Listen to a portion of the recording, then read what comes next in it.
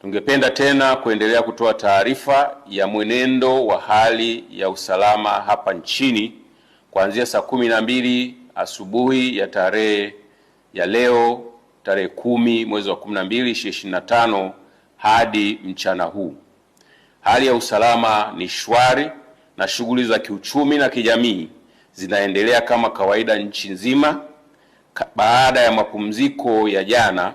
ya tarehe 9 wa 12 2025 ya sherehe za sikukuu ya uhuru wa taifa letu. Jeshi la Polisi kwa ushirikiano na vyombo vingine vya ulinzi na usalama vitaendelea kushirikiana na nyinyi wananchi kuhakikisha amani na usalama unaendelea kuimarika hapa nchini,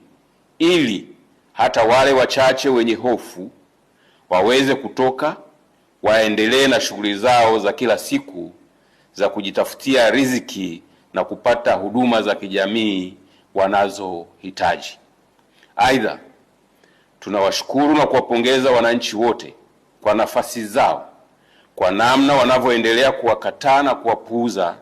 wale wanaohamasisha na kuchochea vurugu na ukiukwaji wa sheria za nchi kupitia mitandao ya kijamii na njia nyingine. Aidha, tunatoa rai